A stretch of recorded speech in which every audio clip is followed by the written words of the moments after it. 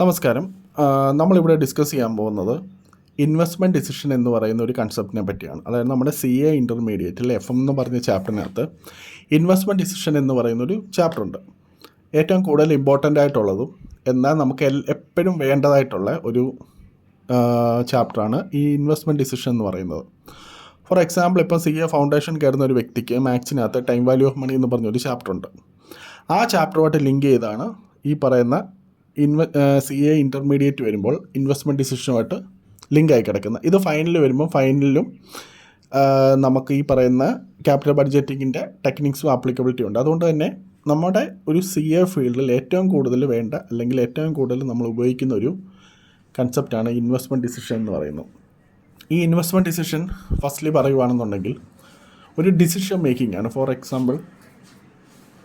Example ഇപ്പോൾ ഒരു company ഒരു ബിസ്ക്കറ്റ് ഉണ്ടാക്കുന്ന ഒരു കമ്പനി, ആ ഒരു കമ്പനിക്ക് കമ്പനിയുടെ പ്രൊഡക്റ്റ് ഉണ്ടാക്കണമെങ്കിൽ കമ്പനിക്ക് ഒരു മെഷീൻ വേണം. ഈ മെഷീൻ ചിലപ്പോൾ ഒരു എക്കണോമിക് യൂസ്ഫുൾ ലൈഫ് ഓഫ് ആണ്. ഇപ്പോൾ ഒരു 5 വർഷം അല്ലെങ്കിൽ 6 വർഷം കൊണ്ടായിരിക്കും കമ്പനി ആ ഒരു മെഷീൻ ഉപയോഗിക്കുന്നത്.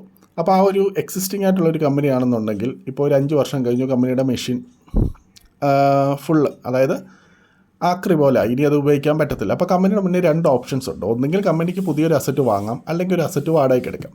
അപ്പോൾ ഇതിലേതാണ് ബെനിഫിഷ്യൽ എന്ന് കമ്പനി നോക്കുവാണ്. അങ്ങനത്തെ കേസസുകളിൽ ഈ ഇൻവെസ്റ്റ്മെൻറ്റ് ഡിസിഷൻ എന്ന് പറയുന്നൊരു ചാപ്റ്ററിന് വളരെ ഇമ്പോർട്ടൻസ് ഉണ്ട്. ഒരു ഡിസിഷൻ മേക്കിംഗ്, അതായത് കൂടുതലും ഇത് ക്യാപിറ്റൽ എക്സ്പെൻഡിച്ചർ, ഫിക്സ്ഡ് അസറ്റ് അങ്ങനത്തെ കാര്യങ്ങളിൽ ഡിസിഷൻ എടുക്കാൻ വേണ്ടിയാണ് ഈ ചാപ്റ്റർ ഉപയോഗിക്കുന്നത്. 3 ടൈപ്പുള്ള ഡിസിഷൻസ് ആണ് ഇവിടെ ഉള്ളത്. ഒന്ന്, accept or reject decision.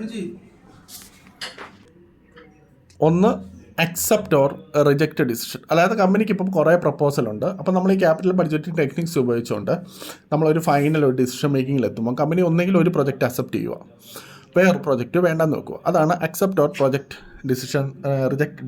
Decision എന്ന് പറയുന്നത്.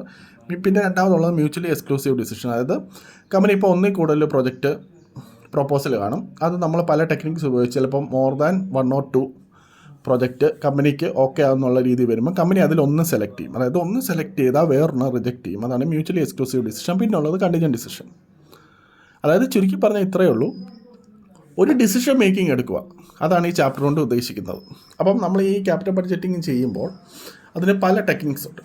ആ ടെക്നിക്സിലേക്ക് എത്തണമെങ്കിൽ നമുക്ക് കുറച്ച് സ്റ്റെപ്സ് ഉണ്ട്. ഈ സ്റ്റെപ്സ് ഓരോ സ്റ്റെപ്സിലും ആ സ്റ്റെപ്സ് എന്താണ്, ആ സ്റ്റെപ്സിനകത്ത് എന്തൊക്കെയാണ് ഉള്ളത് എന്നറിഞ്ഞാൽ മാത്രമേ ഫൈനൽ നമുക്ക് ആ സ്റ്റെപ്സിലേക്ക് വരാൻ പറ്റൂ. ഫസ്റ്റ് എന്ന് പറയുന്നതാണ് ഇനിഷ്യൽ ഇൻവെസ്റ്റ്മെൻറ്റ്. അതായത് മിക്ക ക്വസ്റ്റ്യനിലും ഇനിഷ്യൽ ഇൻവെസ്റ്റ്മെൻറ്റ് എന്ന് പറഞ്ഞ് കിടക്കുന്നതാണ്. അതിൻ്റെ നമ്മൾ Y0 എന്ന് വിളിക്കും. അത് ഓൾവേസ് നെഗറ്റീവാണ്. ഇനിഷ്യൽ ഇൻവെസ്റ്റ്മെൻറ്റ് പറഞ്ഞാൽ ഇത്രയേ ഉള്ളൂ, ഒരു കമ്പനി ഇപ്പോൾ ഒരു ബിസിനസ് തുടങ്ങാൻ പോവുക, അങ്ങനെയാണെന്നുണ്ടെങ്കിൽ ആ തുടങ്ങുന്ന വർഷമായിരിക്കും Y0 എന്ന് പറയുന്നത്. കമ്പനി ആ ഒരു ബിസിനസ്സിലേക്ക് എൻട്രി ചെയ്യപ്പെടുന്നത്. ഇപ്പോൾ ഒരു കമ്പനി ഇപ്പോൾ ഒരു ബിസിനസ് തുടങ്ങാൻ വേണ്ടി ഒരു മെഷീൻ വാങ്ങിച്ചു 5 വർഷത്തേക്കിന്. ഇപ്പോൾ ഇപ്പോൾ ഒരു ഫോർ എക്സാമ്പിൾ ഇപ്പോൾ 2026 ഒരു പകുതിയൊക്കെ കഴിഞ്ഞപ്പോഴാണ് കമ്പനി ഇത് വാങ്ങുന്നത്. 2027 തൊട്ട് ബിസിനസ് സ്റ്റാർട്ട് ചെയ്യത്തുള്ളെങ്കിൽ 26 എന്ന് പറയുന്നതാണ് കമ്പനിയുടെ ഇനിഷ്യൽ സ്റ്റേജ്, അതായത് ബിസിനസ്സിലേക്ക് എൻട്രി ചെയ്യേണ്ട സ്റ്റേജ്. അപ്പോൾ ആ ഒരു ബിസിനസ്സിലേക്ക് എൻട്രി ചെയ്യുമ്പോൾ കമ്പനിക്ക് ഇനിഷ്യലി കുറച്ച് എമൗണ്ട് സ്പെൻഡ് ചെയ്യേണ്ടി വരും. ആ എമൗണ്ടാണ് ഇനിഷ്യൽ ഇൻവെസ്റ്റ്മെൻറ്റ് എന്ന് നമ്മൾ പറയുന്നത്. അതിനകത്ത് എന്തൊക്കെ വരുമെന്ന് ചോദിച്ചു കഴിഞ്ഞാൽ, ഒന്ന് കോസ്റ്റ് ഓഫ് അസറ്റ് വരും. അതായത് ഇപ്പോൾ കമ്പനിക്ക് ഒരു മെഷീൻ വാങ്ങണം, അങ്ങനെയാണെന്നുണ്ടെങ്കിൽ ആ മെഷീൻ്റെ വില. അവിടെ ശ്രദ്ധിക്കേണ്ട ഒരു കാര്യം, ഇപ്പോൾ ഒരു 4 ലക്ഷം രൂപയുടെ ഒരു മെഷീൻ കമ്പനി വാങ്ങാൻ ഉദ്ദേശിച്ചു. ശരിക്കും പറഞ്ഞാൽ കമ്പനി ഒരു 3 ലക്ഷം രൂപയെ കൊടുത്തിട്ടുള്ളെങ്കിൽ ആ 3 ലക്ഷമാണ്, അതായത് വിച്ച് ഇസ് ആക്ച്വലി പെയ്ഡ് ആണ് നമ്മൾ നോക്കുന്നത്, ആക്ച്വൽ കോസ്റ്റ് അല്ല. എത്രത്തോളം കമ്പനിയുടെ കയ്യിൽ നിന്ന് പോയിട്ടുണ്ട്. ഇപ്പോൾ 4 ലക്ഷം രൂപയുടെ ഒരു മെഷീൻ വാങ്ങിക്കാൻ തീരുമാനിച്ചു, 3 ലക്ഷം രൂപയെ കൊടുത്തുള്ളെങ്കിൽ കോസ്റ്റ് ഓഫ് അസറ്റ് എന്ന് പറയുന്നത് 3 ലക്ഷമാണ്. പിന്നെ ഇൻവെസ്റ്റ്മെൻറ്റ് ഇൻ വർക്കിംഗ് ക്യാപിറ്റൽ, അതായത് കമ്പനി ഇപ്പം കമ്പനിയുടെ ബിസിനസ് മുന്നോട്ട് പോകാൻ വേണ്ടി വർക്കിംഗ് ക്യാപിറ്റലിലേക്ക് കമ്പനി ഇൻവെസ്റ്റ് ചെയ്യുകയാണെങ്കിൽ ആ ഇൻവെസ്റ്റ്മെൻറ്റും നമുക്ക് ഇനിഷ്യൽ ഇൻവെസ്റ്റ്മെൻറ്റായിട്ട് പരിഗണിക്കാം. അതേപോലെ തന്നെ അഡീഷണൽ ആയിട്ട് എന്തെങ്കിലും വർക്കിംഗ് ക്യാപിറ്റൽ കമ്പനി ഇട്ടിട്ടുണ്ടെങ്കിൽ അതും നമ്മൾ എടുക്കണം. അതേപോലെ തന്നെ പിന്നീട് അങ്ങോട്ടുള്ള വർഷങ്ങൾ, ഇപ്പോൾ ഒരു ആദ്യത്തെ വർഷം ഇപ്പം കമ്പനിക്ക് ഒരു കുറച്ച് ഫിക്സ്ഡ് എക്സ്പെൻസ് അല്ലെങ്കിൽ വേരിയബിൾ എക്സ്പെൻസ് ഉണ്ടെങ്കിൽ അത് മുൻകൂട്ടി കമ്പനി ഇനിഷ്യൽ സ്റ്റേജിൽ തന്നെ അടയ്ക്കുവാണ്.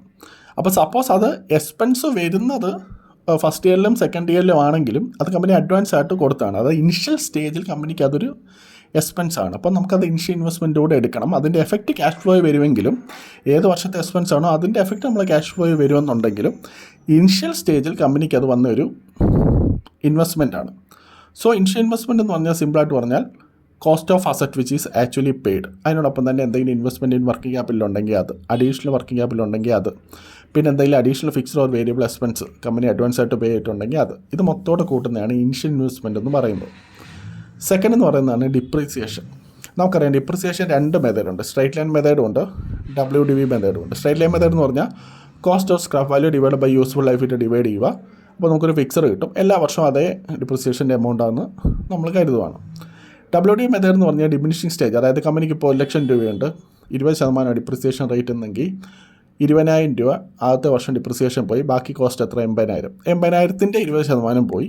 പിന്നെ WDV എത്ര വരുന്നത് 64,000. ആ 64,000ൻ്റെ 20% അങ്ങനെ ഡിമിനിഷിങ് ആയിട്ടാണ് വരുന്നത്. ഇവിടെ ശ്രദ്ധിക്കേണ്ട ഒരു കാര്യം, സ്ക്രാപ്പ് വാല്യൂ എന്ന് പറഞ്ഞാൽ നമുക്കറിയാമല്ലോ, അതായത് ലാസ്റ്റ് വർഷം ഇത് ആക്രിക്ക് വിറ്റാൽ എത്രയാണോ കിട്ടുന്നത് അതാണ് സ്ക്രാപ്പ് വാല്യൂ. ഈ സ്ക്രാപ്പ് വാല്യൂവിനെക്കാട്ടിലും കൂടുതലാണ് WDV എന്നുണ്ടെങ്കിൽ, ഫോർ എക്സാമ്പിൾ ഒരു 5 വർഷത്തേന് കമ്പനി ഒരു മെഷീൻ വാങ്ങിച്ചു, 4 വർഷം കഴിഞ്ഞപ്പം കട്ടയും മടവും പൂട്ടി. അപ്പോൾ ഈ 4-ാം വർഷം ആക്രിക്ക് എടുത്ത് വിൽക്കുമ്പോൾ 30,000 ഉള്ളൂ, കമ്പനിയുടെ വാല്യൂ 50,000 ഉള്ളെങ്കിൽ 50,000 രൂപയുടെ സാധനം നമുക്ക് 30,000 രൂപയ്ക്ക് വിൽക്കാൻ പറ്റത്തുള്ളൂ. ദാറ്റ് മീൻസ് 20,000 രൂപ ലോസാണ്. ഇനിയിപ്പം ഈ സ്ക്രാപ്പ് വാല്യൂവിനെക്കാട്ടിലും കുറവാണ് WDV എന്നുണ്ടെങ്കിൽ പ്രോഫിറ്റാണ്, അതായത് 30,000 രൂപ എനിക്ക് വിറ്റാൽ കിട്ടും. ശരിക്കും ഇനി 20,000 രൂപ അല്ലെങ്കിൽ 10,000 രൂപേൻ്റെ പ്രോഫിറ്റാണ്. ഇനിയിപ്പോൾ 2 ഈക്വലായിട്ട് വരുവാണെങ്കിൽ നോ പ്രോഫിറ്റ് നോ ലോസ്. ഇത് നമ്മൾ അറിഞ്ഞിരിക്കണം.